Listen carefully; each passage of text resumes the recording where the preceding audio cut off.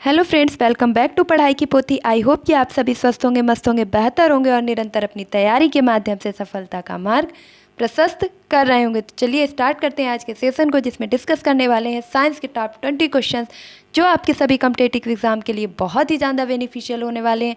तो सेशन को स्टार्ट करने से पहले अगर आप चैनल पर नए हैं और आपने अभी तक इसे सब्सक्राइब नहीं किया है तो फटाफट से इसे सब्सक्राइब करें, बेल आइकन को प्रेस करें ताकि आगे आने वाली वीडियो की सभी नोटिफिकेशन आप तक पहुंच सकें। आज का हमारा पहला प्रश्न है कि मृग तृष्णा उदाहरण है किसका? ऑप्शन ए है अपवर्तन का, बी है पूर्णांतरिक परावर्तन का, सी है प्रकीर्णन का, ऑप्शन डी है विवर्तन का। तो जो मृग तृष्णा है वह किसका उदाहरण है? ऑप्शन नंबर बी आपका राइट हो जाएगा कि पूर्ण आंतरिक परावर्तन का। मृग तृष्णा किसका उदाहरण है?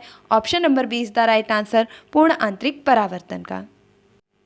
अगला प्रश्न है प्रकाश का रंग निर्धारित होता है इसके द्वारा। ऑप्शन ए है आयाम के द्वारा, बी है तरंग दैर्घ्य के द्वारा, सी है तीव्रता के द्वारा या ऑप्शन डी है वेग के द्वारा। तो प्रकाश का जो रंग है वह किस पर निर्भर करता है? यहाँ पर जो राइट आंसर होगा वह हो जाएगा option number B is the right answer. किसी भी प्रकाश का रंग निर्भर करता है तरंग दैर्घ्य पर। अगले प्रश्न की तरफ चलते हैं और नेक्स्ट प्रश्न है कि दृश्य वर्णक्रम में सबसे कम तरंग दैर्घ्य वाला रंग कौन सा है? सबसे कम तरंग दैर्घ्य किस रंग की होती है? ऑप्शन ए है लाल रंग की, बी है पीले रंग की, सी है नीले रंग की या डी है बैगनी रंग की। तो सबसे कम जो तरंग दैर्घ्य होती है वह है option number D is the right answer, बैगनी रंग की। अगला प्रश्न है कि आकाश नीला दिखाई पड़ता है क्योंकि? आकाश नीला दिखाई पड़ता है क्योंकि ऑप्शन ए है नीले प्रकाश का प्रकीर्णन सबसे अधिक होता है, लाल प्रकाश का प्रकीर्णन सबसे अधिक होता है, नीले प्रकाश का वातावरण में अवशोषण सबसे कम होता है या ऑप्शन डी है आपके सामने लाल प्रकाश का वातावरण में अवशोषण सबसे कम होता है। यहाँ पर जो राइट आंसर होगा वह हो जाएगा option number A is the right answer. नीले प्रकाश का प्रकीर्णन सबसे अधिक होता है, इसीलिए हमें आकाश का रंग नीला दिखाई पड़ता है। यदि आपसे प्रश्न पूछा जाए कि एक अंतरिक्ष यात्री को आकाश का रंग कैसा दिखाई पड़ता है तो आपका उत्तर हो जाएगा काला दिखाई पड़ता है। नेक्स्ट प्रश्न की तरफ चलेंगे और अगला प्रश्न है कि मानव शरीर में सर्वाधिक प्रचुरता में पाया जाने वाला तत्व है। मानव शरीर में सबसे अधिक मात्रा में कौन सा तत्व पाया जाता है? ऑप्शन ए है लोहा, बी है सोडियम, सी है ऑक्सीजन, डी है आयोडीन। तो यहाँ पर जो राइट आंसर होगा वह हो जाएगा option number C is the right answer. मनुष्य के शरीर में सबसे ज़्यादा प्रचुर मात्रा में पाया जाने वाला तत्व है वह है ऑक्सीजन। अगला प्रश्न है कि निम्नलिखित में से कौन सा सही सुमेलित नहीं है? ऑप्शन ए है अंतरिक्ष अनुप्रयोग केंद्र अहमदाबाद में स्थित है, बिल्कुल सही है। बी है राष्ट्रीय दूर संवेदन केंद्र हैदराबाद में स्थित है, ये भी सही है। भारतीय अंतरिक्ष अनुसंधान संगठन उपग्रह केंद्र श्रीहरिकोटा में स्थित है, यह गलत है। और विक्रम साराभाई अंतरिक्ष केंद्र तिरुवनंतपुरम में स्थित है, ये भी सही है।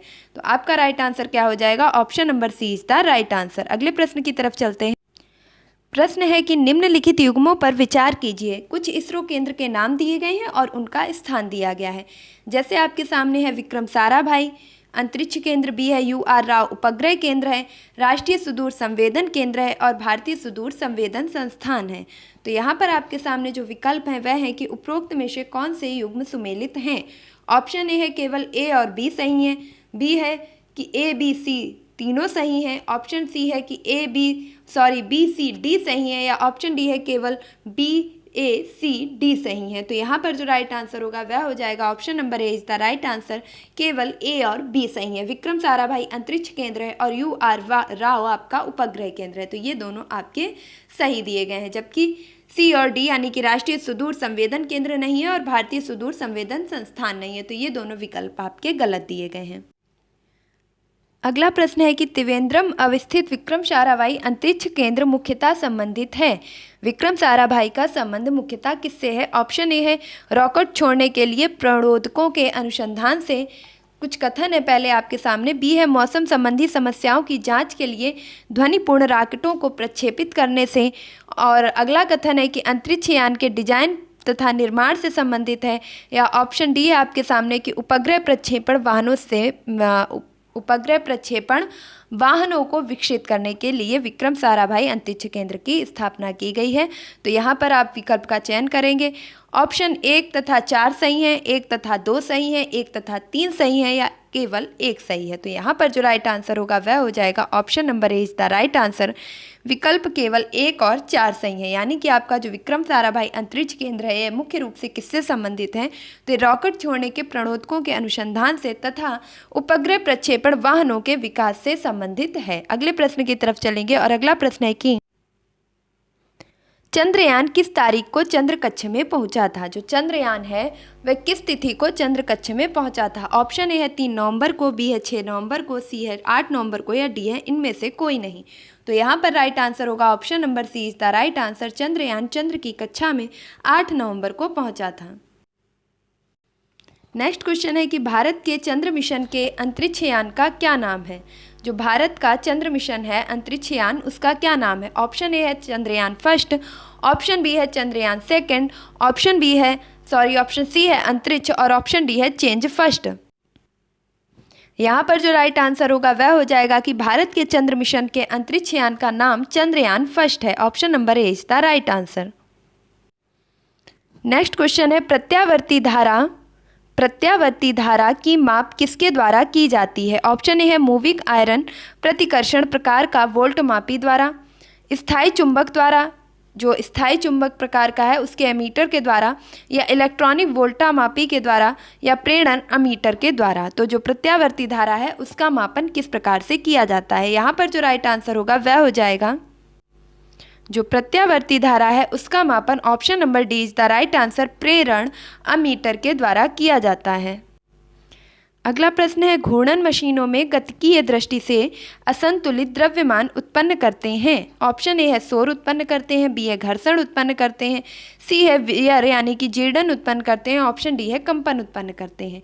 तो यहाँ पर राइट आंसर क्या होगा, जो भी घूर्णीय मशीनें हैं आपकी घूर्णन करने वाली हैं उनकी जो गतिकीय दृष्टि से असंतुलित द्रव्यमान है उसके द्वारा उत्पन्न होने वाली जो क्रिया है उसे option number D is the right answer कंपन के नाम से जाना जाता है। अगला प्रश्न है कि बर्फ का गलनांक बिंदु है। ऑप्शन ए है 273 केल्विन, बी है -273 सेंटीग्रेड, ऑप्शन सी है 273 सेंटीग्रेड और ऑप्शन डी है -273 केल्विन। तो बर्फ के अगर गलनांक बिंदु की बात की जाए तो बर्फ का गलनांक बिंदु option number A is the right answer 273 kelvin होता है। नेक्स्ट प्रश्न है कि भारतीय रेलवे ने 2015 में सीएनजी द्वारा चलने वाली पहली ट्रेन की शुरुआत की। सीएनजी का पूर्ण रूप क्या है। देखिए भारतीय रेलवे के द्वारा सबसे पहले जो सीएनजी आधारित ट्रेन चलाई गई थी वह किस सन में चलाई गई थी, तो वर्ष 2015 में चलाई गई थी। और इस सीएनजी का पूरा नाम क्या है, तो ऑप्शन ए है संकुचित नाइट्रोजन गैस, बी है संकुचित प्राकृतिक गैस, सी है स्वच्छ नाइट्रोजन गैस और डी है कार्बन नाइट्रोजन गैस। तो इसका जो फुल फॉर्म होता है वह होता है कंप्रेस्ड नेचुरल गैस यानी कि संकुचित प्राकृतिक गैस। Option number B is the right answer. अगला प्रश्न है परमाणु संख्या वाला एक तत्व एक क्षारीय ऑक्साइड उत्पन्न करेगा। जो परमाणु संख्या वाला एक तत्व है वह एक क्षारीय ऑक्साइड उत्पन्न करेगा। ऑप्शन ए है 17, ऑप्शन बी है 6, ऑप्शन सी है 7, ऑप्शन डी है 20। तो कौन सी परमाणु संख्या वाला जो तत्व है वह क्षारीय ऑक्साइड उत्पन्न करेगा। यहाँ पर जो राइट आंसर होगा वह हो जाएगा option number D is the right answer, यानी कि जो 20 परमाणु संख्या वाला तत्व है, जो परमाणु संख्या कितनी है तो 20 परमाणु संख्या वाला एक तत्व क्षारीय ऑक्साइड उत्पन्न करेगा। ऑप्शन डी आपका बिल्कुल करेक्ट हो जाता है। अगला प्रश्न है निम्नलिखित में से कौन सा तत्व मेंडेलीफ की आवर्त सारणी में इका एल्यूमिनियम की जगह लेता है। तो मेंडेलीफ की आवर्त सारणी में इका एल्यूमिनियम की जगह लेने वाला तत्व है ऑप्शन ए है स्कैडियम, बी है गैलियम, सी है टाइटेनियम, डी है जर्मेनियम। तो option number B is the right answer. Gallium के द्वारा मेंडेलीफ की आवर्त सारणी में इका एल्यूमिनियम की जगह ले ली जाती है। अगला प्रश्न है कि नीचे दिए गए तत्वों में से एक्स आकार में सबसे छोटा होता है। नीचे दिए गए तत्वों में से कौन सा आकार में सबसे छोटा होता है। विकल्प है आपके सामने Na, बी है Mg, सी है Al यानी कि एल्यूमिनियम क्यूब प्लस आपका ये सभी विकल्प सही हैं। तो यहाँ पर जो राइट आंसर होगा वह हो जाएगा option number C is the right answer Al। 3+ आपका जो होता है ये तत्व आकार में सबसे छोटा होता है। और आज का जो लास्ट प्रश्न है वह है कि मध्यवर्ती तरल अवस्था से गुजरे बिना एक पदार्थ का ठोस अवस्था में गैस अवस्था में परिवर्तन होता है। किसी मध्यवर्ती तरल अवस्था से गुजरे बिना एक पदार्थ का ठोस अवस्था से गैस अवस्था में परिवर्तन हो जाना क्या कहलाता है? ऑप्शन ए है ऊर्ध्वपातन कहलाता है, ऑप्शन बी है वाष्पीकरण कहलाता है, ऑप्शन सी है संघनन कहलाता है, या ऑप्शन डी है परिसीमन कहलाता है। तो यहाँ पर जो राइट आंसर होगा कि किसी भी तरल अवस्था का जो है डायरेक्ट ठोस से गैस में परिवर्तन होना क्या कहलाएगा? इस अवस्था को ऊर्ध्वपातन के नाम से जाना जाता है। Option number A is the right answer. और यह ऊर्ध्वपातन की क्रिया आपको किसमें देखने को मिल सकती है? इसका सबसे सटीक उदाहरण होता है कपूर में। तो कपूर आपका क्या होता है, बिना आपके ठोस अवस्था में बदले सीधे गैस में परिवर्तित हो जाता है। तो यहाँ पर हमारे टॉप 20 क्वेश्चंस कंप्लीट होते हैं। आई होप कि आपको वीडियो जरूर पसंद आया होगा, अपनी परीक्षा की दृष्टि से हेल्पफुल लगा होगा। तो अगर आपको ये क्वेश्चंस अच्छे लगे हैं तो प्लीज़ इस वीडियो को लाइक कीजिएगा, शेयर कीजिएगा और चैनल को सब्सक्राइब कीजिएगा। मिलती हूँ अपने नेक्स्ट वीडियो में, तब तक के लिए खुश रहिए, मस्त रहिए, पढ़ाई में निरंतरता बनाए रखिए, अपने माता पिता गुरुजनों का सम्मान कीजिए और पढ़ाई की पोथी को सपोर्ट करना बिल्कुल भी ना भूलिए। Thank you for watching this video.